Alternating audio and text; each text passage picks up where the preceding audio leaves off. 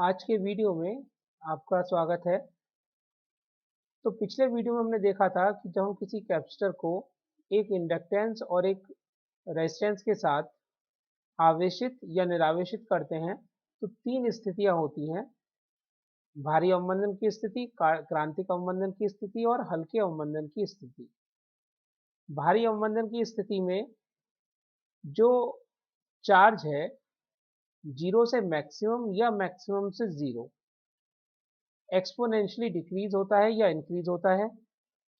और क्रांतिक अवमंदन की स्थिति में वो मिनिमम टाइम में या तो इंक्रीज होगा चार्जिंग में और डिस्चार्जिंग में डिक्रीज होगा।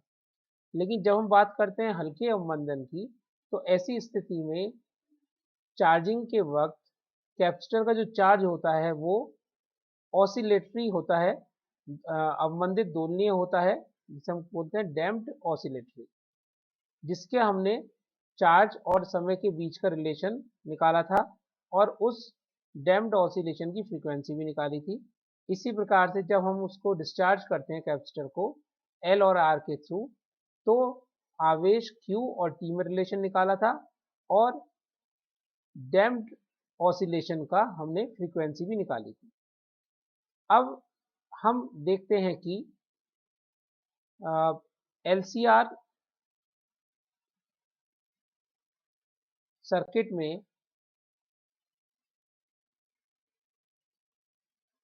क्रांतिक अवमंदन की स्थिति में हल्के अवमंदन जिसमें ऑसिलेटरी होता है, हल्का अवमंदन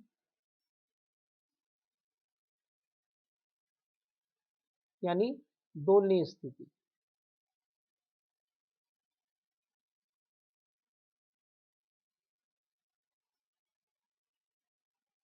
स्थिति में धारा का समय के साथ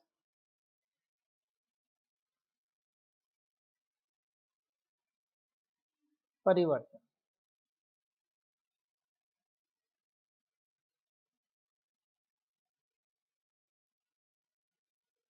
तो पहले हम ले लेते हैं चार्जिंग के दौरान।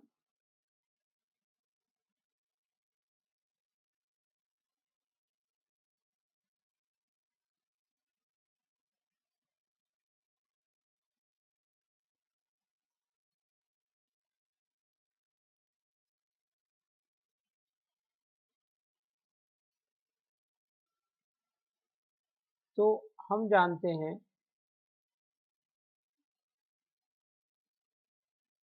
कि आवेशन के कारण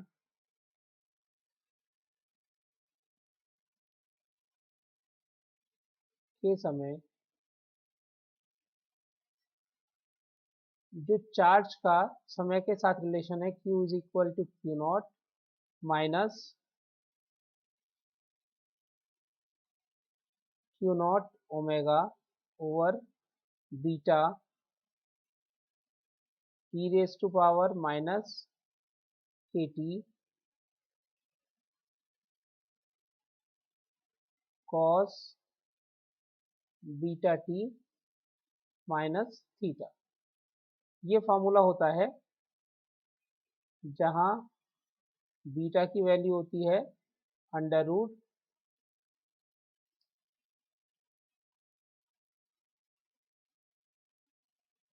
omega square minus K square और टेन थीटा होता है के बाई ओमेगा। टेन थीटा था हमारा के बाई बीटा। तो ये हमने रिलेशन निकाला था। इससे अब हमें करंट का रिलेशन निकालना है। धारा I is equal to D Q over D T. Differentiate करेंगे तो ये तो जीरो हो गया फर्स्ट टर्म, माइनस जो कांस्टेंट है उसको हमने बाहर ले लिया। अंदर टाइम के दो फंक्शन होंगे, एक तो ई raise to minus K T और दूसरा cos beta T minus theta.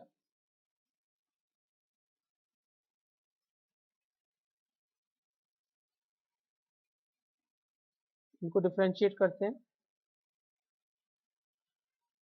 Differentiate करने पर ई raise to power minus K T, cos की टर्म को डिफ्रेंशिएट करेंगे तो माइनस साइन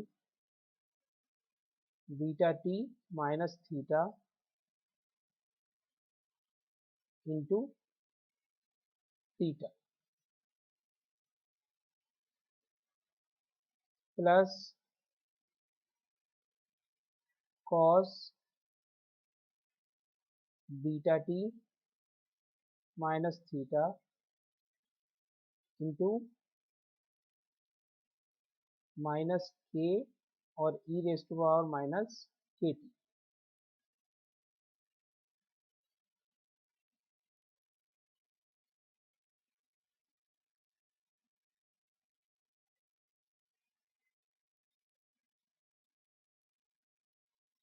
तो आई की वैल्यू हो गई minus Q not omega over beta,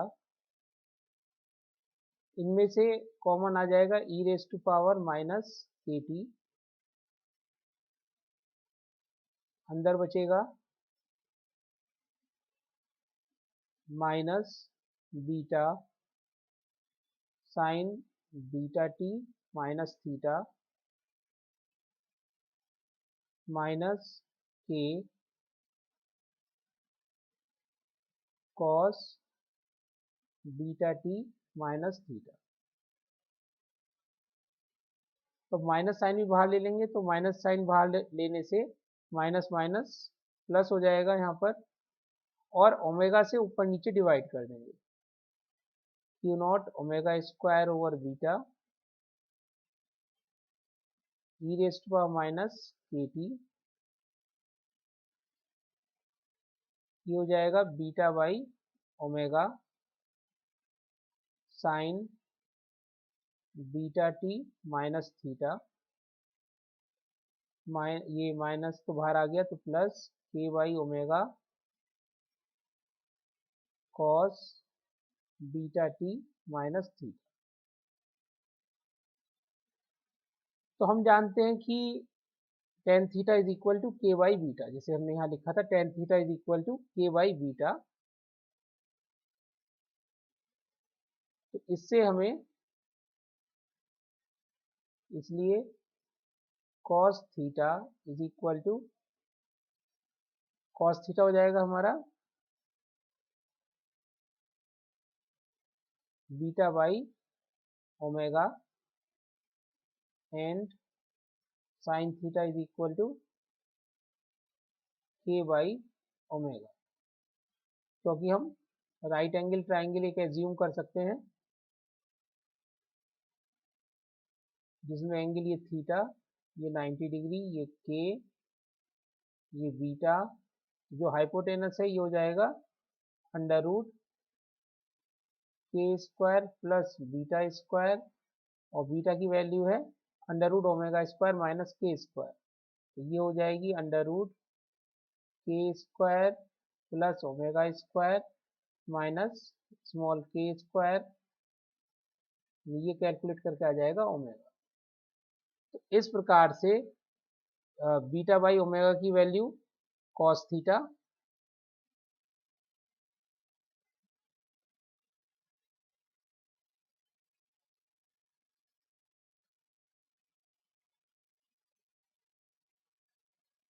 cos theta sine beta T minus theta plus sine theta cos beta T minus theta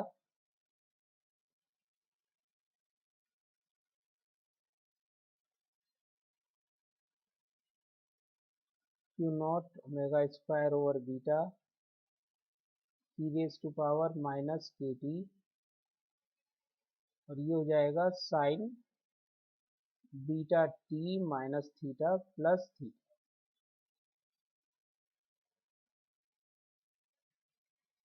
यानी current आ गई Q not omega square by beta E raise to power minus K T sine beta T.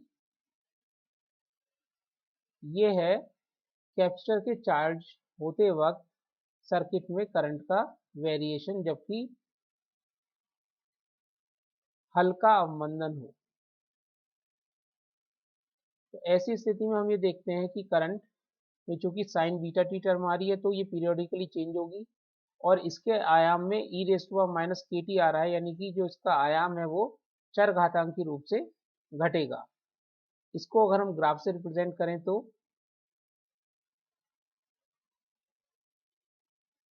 धारा का समय के साथ वक्र चित्रानुसार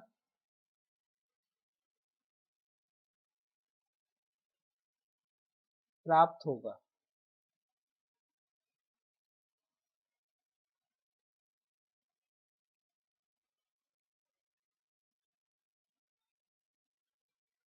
Y axis पे लेंगे हम करंट और एक्स एक्सिस पे लेंगे टाइम।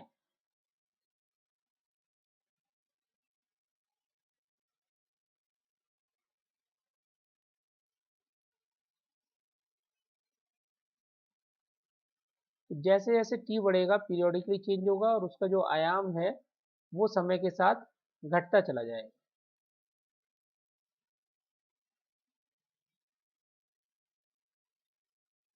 जो आयाम है वो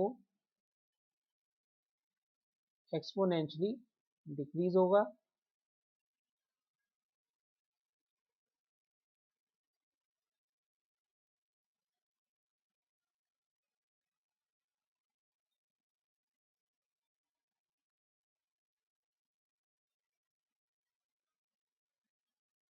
इस प्रकार से वेरिएशन होगा करंट का टाइम के साथ जबकि कैपेसिटर को हम चार्ज करते हैं, और जब कैपेसिटर को डिस्चार्ज करते हैं तब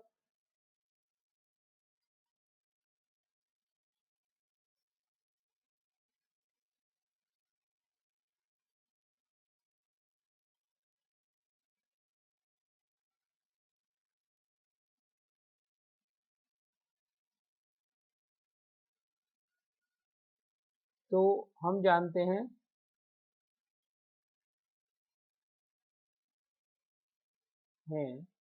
कि समय स्मॉल टी पर आवेश निरावेशन के समय Q इज इक्वल टू, पहले था Q नॉट माइनस, अब यहाँ पे Q नॉट तो रहेगा नहीं, केवल सेकंड टर्म रहेगी, ये होगी Q not omega Q naught e raise to power minus K T over beta cos beta T minus theta, जहां पर बीटा की value under root omega square minus K square है और टेन थीटा है के बाई बीटा, जैसे कि पहले अभी हमने ऊपर लिखा था,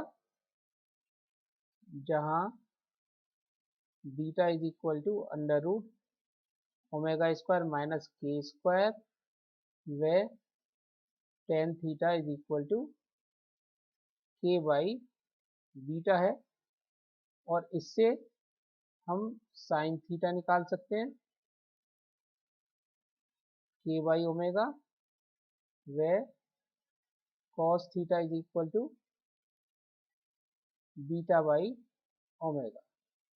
निकालने का तरीका जैसे पहले बताया था कि राइट एंगल ट्राइंगल ले लेंगे, एंगल थीटा ये 90 डिग्री, ये के, ये बीटा, तो हाइपोटेनस हो गया under root K square plus beta square, beta की वैल्यू रख देंगे K square plus omega square minus K square that is equal to omega.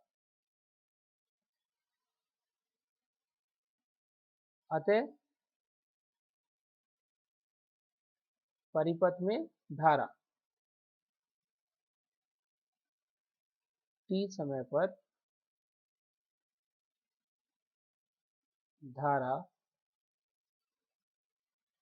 I is equal to D Q over D T.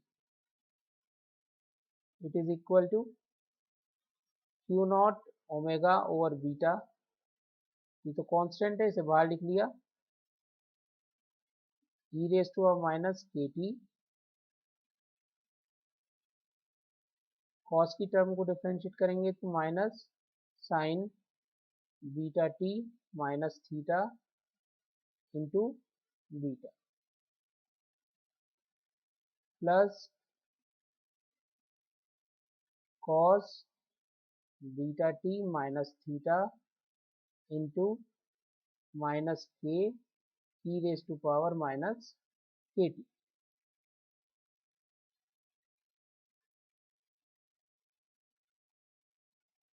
इसलिए धारा I is equal to, अब इसमें से हम e raise to minus K T और minus sine को बाहर ले लेंगे, minus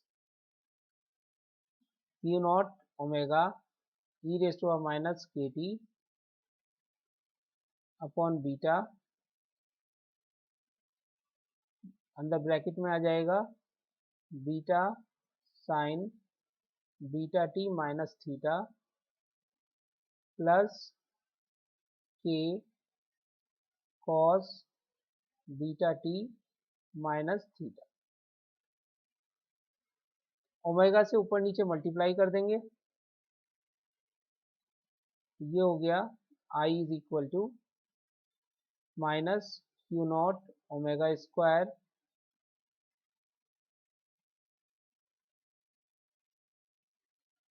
over beta e raise to power minus K T, bracket के अंदर beta by omega sine beta T minus theta plus K by omega cos beta T minus theta, और beta by omega और K by omega की value रखने पर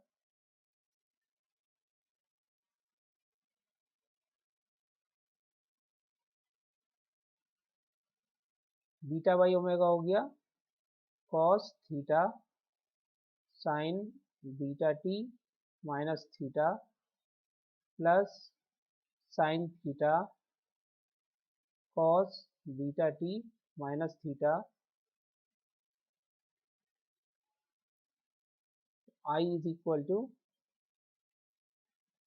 minus Q not omega square over beta E raise power minus K T, ये term बन गई sine beta T minus theta plus theta, theta से theta cancel हो जाएगा तो करंट का मान रह गया I is equal to minus Q not omega square by beta E raise power minus K T sine beta T.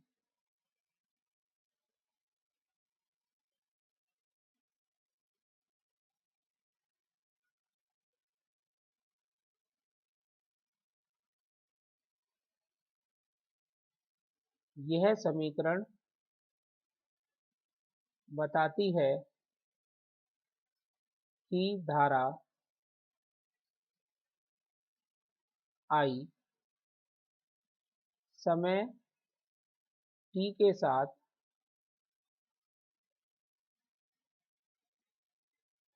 आवर्ती रूप से चेंज होगी, पीरियोडिकली चेंज होगी, क्योंकि इसमें साइन की टर्म आ रही है, साइन बीटा टी आ रहा है, और उसकी कोणीय आवृत्ति होगी बीटा, तथा इसका एम्पलीट्यूड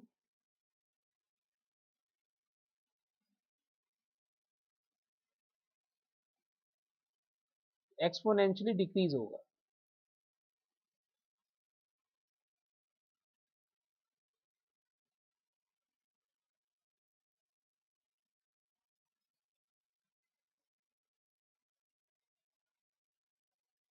इसे निम्न वक्र से प्रदर्शित किया जा सकता है।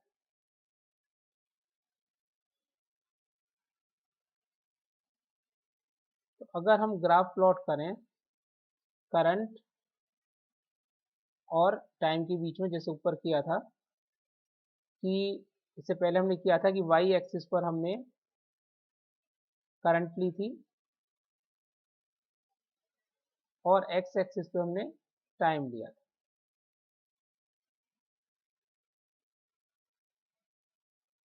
यहाँ पे पहले वाली इक्वेशन से एक अंतर है कि माइनस साइन आता है इस वाली इक्वेशन में, जबकि पहले वाली इक्वेशन में प्लस साइन आ रहा था। तो ये माइनस साइन क्या बताता है? ऋण चिन्ह बताता है कि धारा की दिशा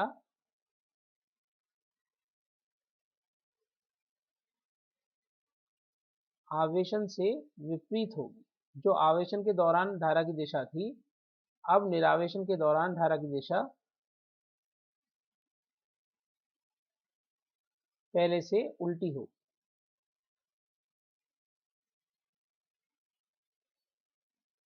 धारा समय के साथ घट के शून्य होगी। अब कैसे होगी?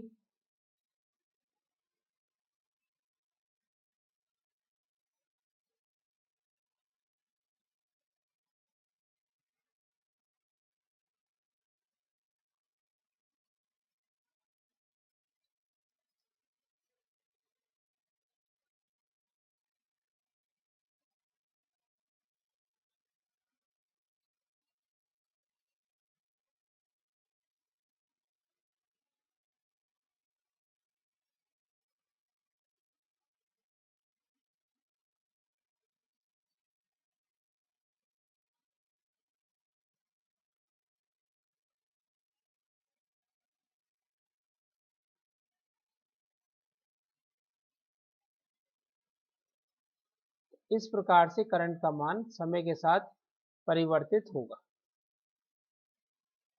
ये तो था हल्के अवमंदन की स्थिति में संधारित्र का जब हम एल और इंडक्टेंस और रेजिस्टेंस के द्वारा आवेशन या निरावेशन करते हैं तो परिपथ में धारा का समय के साथ परिवर्तन।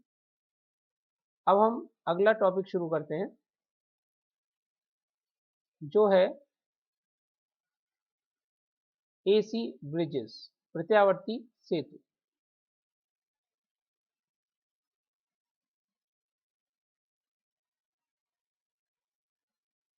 क्या होते हैं प्रत्यावर्ती सेतु? इसे समझने से पहले आप लोगों को अगर ध्यान हो कि 12th में आपने पढ़ा था व्हीटस्टोन ब्रिज, व्हीटस्टोन का सेतु। तो व्हीटस्टोन के सेतु में हमने इस्तेमाल करे थे प्रतिरोध और उसमें सेल इस्तेमाल किया था, यानी कि डीसी एनर्जी सोर्स इस्तेमाल किया था। तो उसको तो हम बोलते हैं डीसी सेतु, डिस्ट धारा सेतु। यहाँ पर हम वर्ड इस्तेमाल कर रहे हैं प्रत्यावर्ती सेतु। क्यों? क्योंकि हमने पढ़ लिया कि किसी भी सर्किट में तीन तरह की चीजें हो सकती हैं: प्रतिरोध, धारिता और प्रेरक, रेजिस्टेंस, कैपेसिटेंस एंड इंडक्टेंस। तो अगर तीनों में से कोई भी हो या तीनों का कॉम्बिनेशन हो और डीसी सोर्स की जगह अगर हम एसी सोर्स इस्तेमाल करें किसी व्हीटस्टोन ब्रिज में ही, तब वो सेतु कहलाएगा प्रत्यावर्ती सेतु।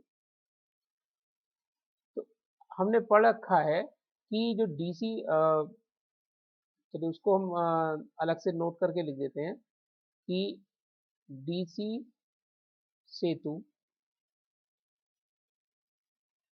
जैसे व्हीटस्टोन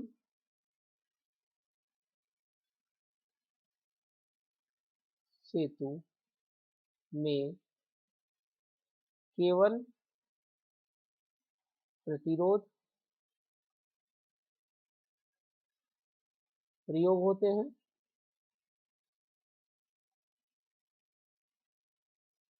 वहां डीसी ऊर्जा स्रोत होता है, दृष्ट ऊर्जा स्रोत होता है,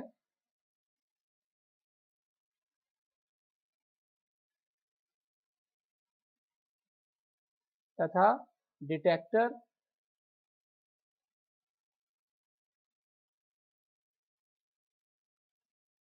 के रूप में हम बल्ब या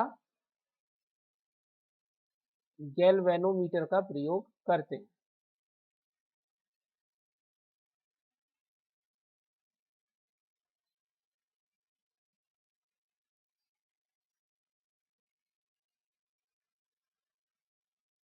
परंतु एसी सेतु में क्या होगा,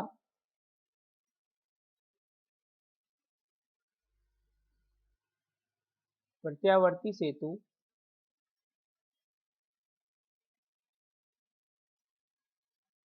एक विशेष प्रकार का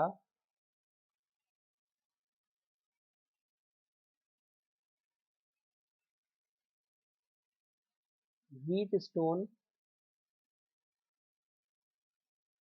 सेतु ही है,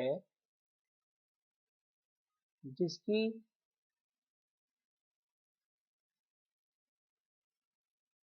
चारों भुजाओं में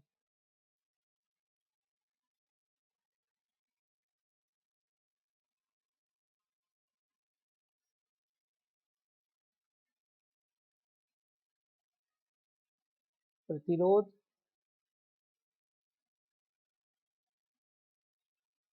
कॉमा कैपेसिटेंस और इंडक्टेंस या इनके कॉम्बिनेशन प्रयोग करते हैं,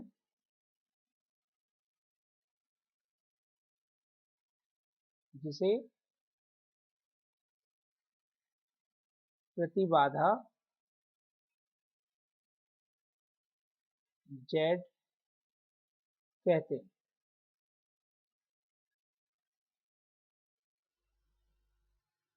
इसमें एसी या प्रत्यावर्ती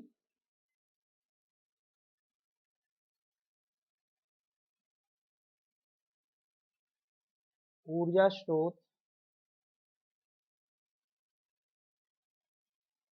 प्रयोग किया जाता है,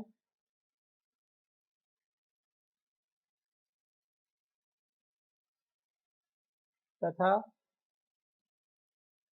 संसूचक के रूप में, डिटेक्टर के रूप में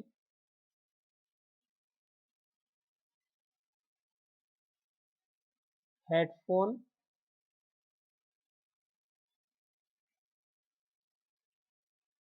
या वाइब्रेशन गैल्वेनोमीटर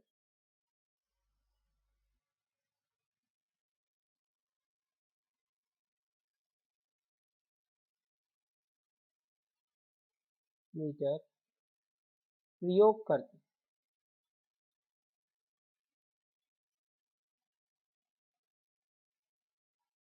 हमने पढ़ रखा है कि व्हीटस्टोन सेतु से हम अज्ञात प्रतिरोध ज्ञात करते हैं,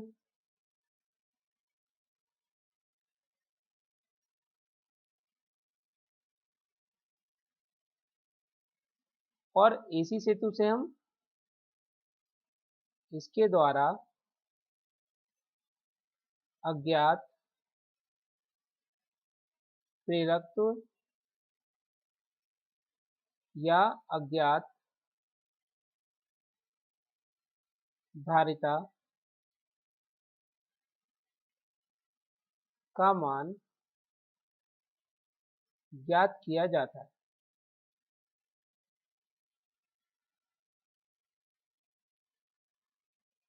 तो एसी सेतु से हम अज्ञात प्रेरकत्व या अज्ञात धारिता अननोन इंडक्टेंस या अननोन कैपेसिटेंस ज्ञात कर सकते हैं। तो इस प्रकार से हमने देखा कि जो कुल मिला के 3 तरह के हमारे पास इलेक्ट्रिकल एलिमेंट है।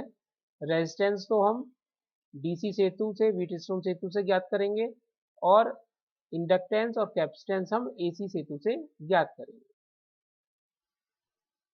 दोनों का रूप एक तरीके से होता है, जिससे समांतर चतुर्भुज की 4 भुजाएं। व्हीटस्टोन सेतु में पढ़ रखा है कि समांतर चतुर्भुज की 4 भुजाओं पर अलग अलग प्रतिरोध लगे हुए होते हैं। एक विकर्ण पर या डायगोनल पर एनर्जी सोर्स होता है और दूसरे डायगोनल पर डिटेक्टर होता है। ऐसे ही प्रत्यावर्ती सेतु में चारों भुजाओं पर समांतर चतुर्भुज प्रत्यावर्ती सेतु में 4 प्रतिबाधा समांतर चतुर्भुज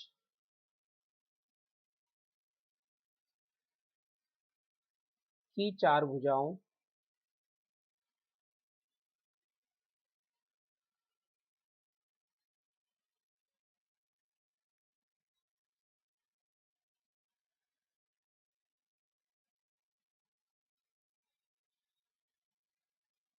में लगी होती हैं।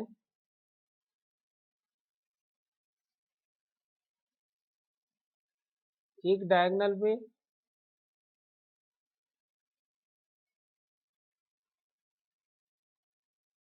एसी एनर्जी सोर्स,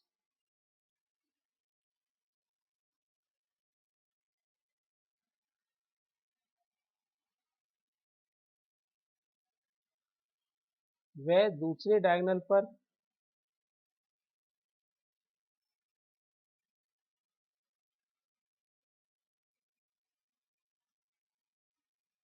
संसूचक या डिटेक्टर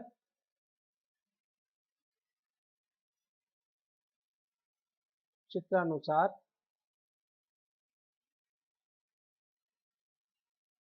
लगे होते हैं।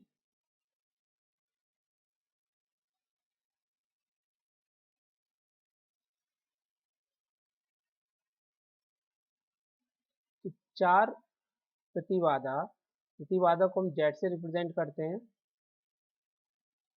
ये समांतर चतुर्भुज की 4 भुजाओं के रूप में लगी हुई होंगी।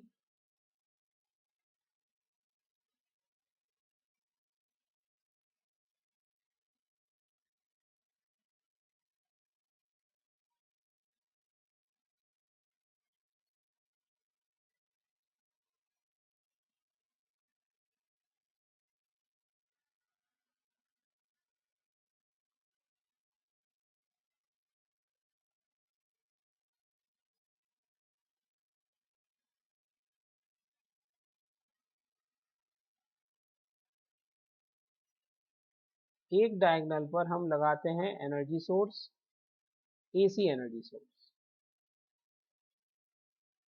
जिसका सिंबल इस प्रकार से होगा।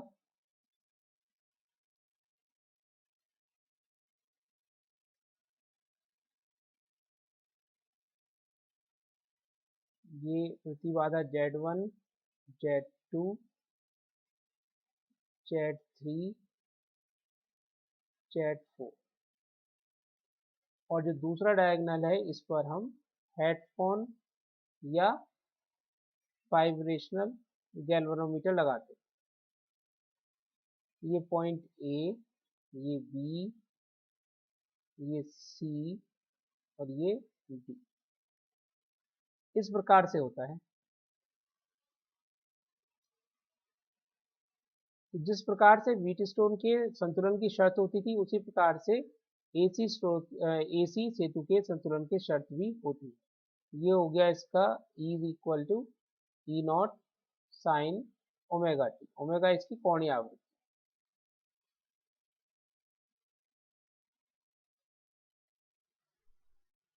तो एसी संतुलन की शर्त,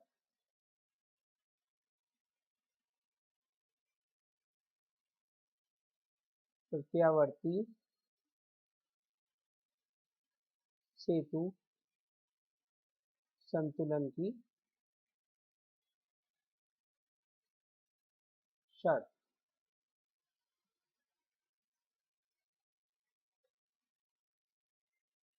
तो शर्त इसकी ये है कि संसूचक में धारा का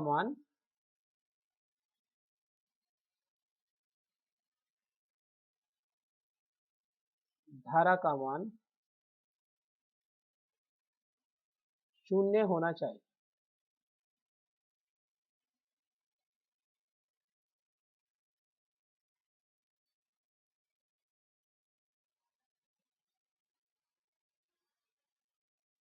इसके लिए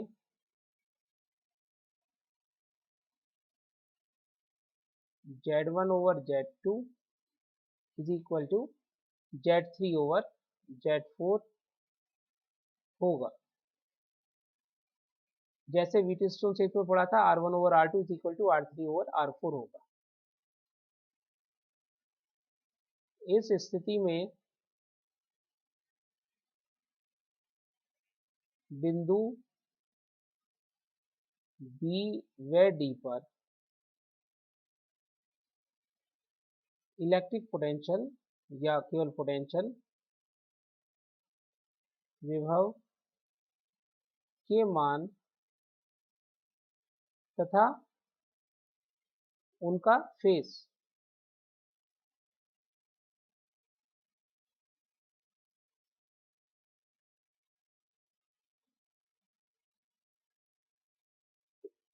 व्हीटस्टोन सेतु में तो केवल हम कहते थे कि बी और डी पर पोटेंशियल सेम होने चाहिए, लेकिन जब बात आ गई एसी की तो हमें उसका कला या फेस भी देखनी पड़ेगी। तो अब संतुलन की अवस्था में बिंदु बी व डी पर विभव के मान तथा उनकी कला समान होनी चाहिए, और ऐसी स्थिति में डिटेक्टर के अंदर जो करंट है उसका मान शून्य हो जाएगा और हमें रिजल्ट मिलेगा, संतुलन की शर्त मिलेगी Z1 over Z2 is equal to Z3 over Z4। अब इसका प्रूफ, तो क्वेश्चन ये इम्पोर्टेंट है कि एसी संतुलन की शर्त क्या होती है और उसे सिद्ध करिए। इसका हम प्रूफ देखते हैं। प्रूफ,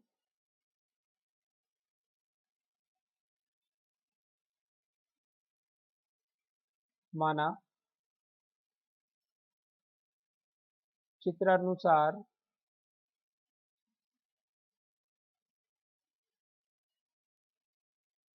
धारा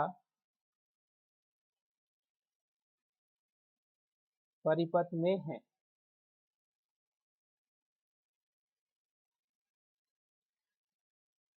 तो हमने मान लिया ये जो चित्र दे रखा है ये सर्किट है। सर्किट में यहाँ से करंट चली आई, ए पॉइंट पर आकर Z1 में करंट चली गई I1,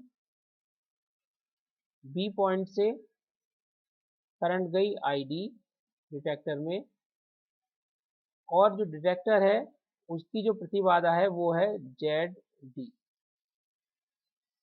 Z2 के अंदर करंट जारी है I2,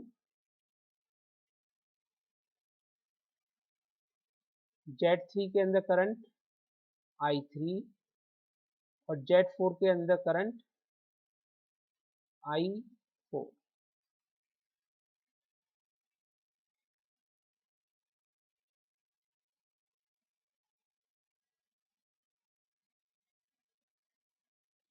तो mesh A B D A व बी सी डी बी में किरचॉफ के नियम से, किरचॉफ के द्वितीय नियम से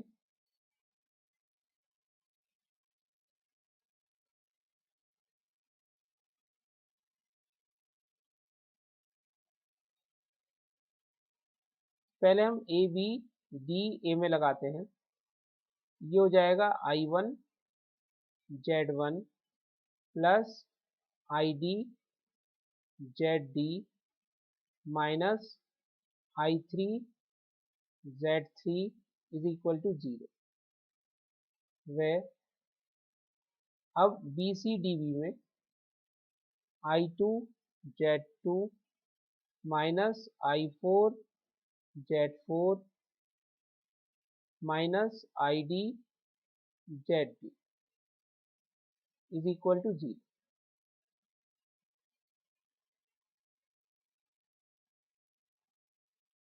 संतुलन में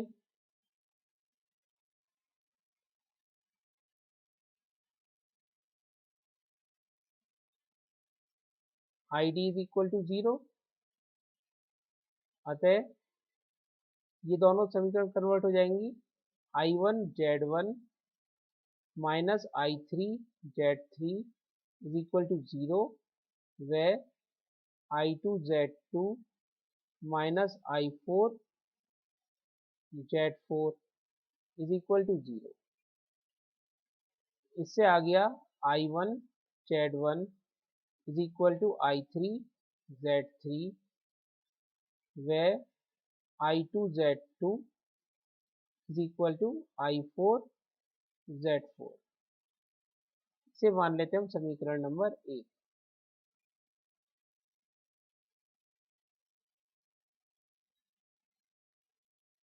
बिंदु बी व डी पर किरचॉफ के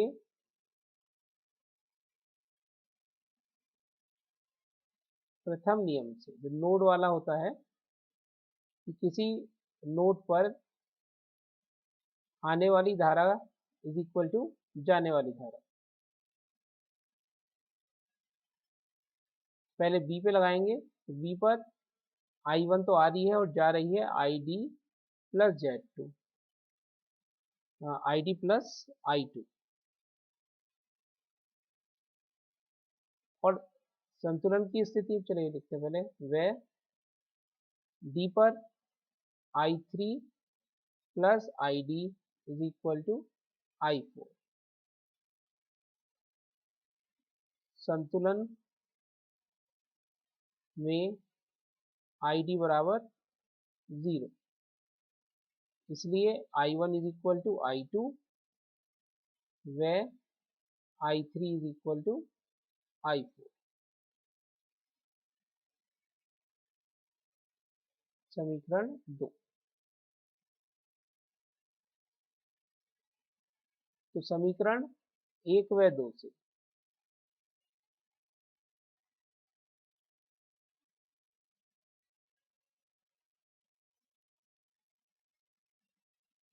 Z1 over Z2 is equal to Z3 over Z4।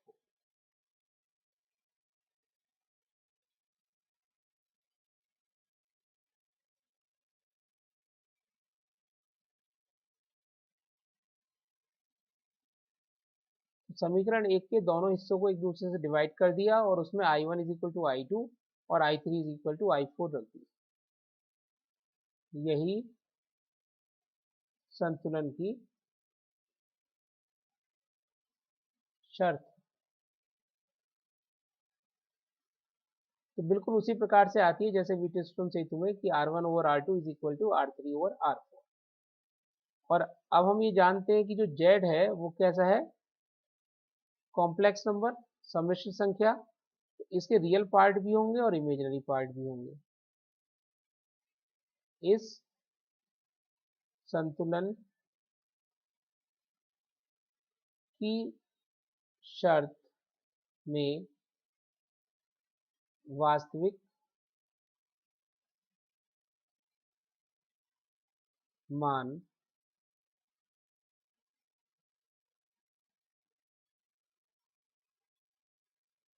तथा काल्पनिक मान, इमेजिनरी पार्ट, दोनों तरफ राइट हैंड साइड और लेफ्ट हैंड साइड के अलग अलग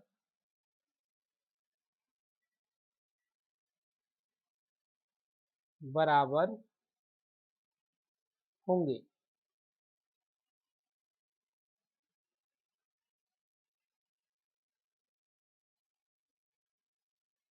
वास्तविक मान को को बराबर रखने पर DC संतुलन की शर्त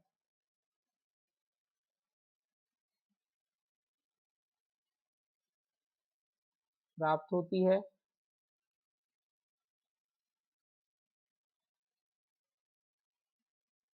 और काल्पनिक मानों को बराबर रखने पर अज्ञात जो भी हमें निकालना है L या C का मान ज्ञात होता है।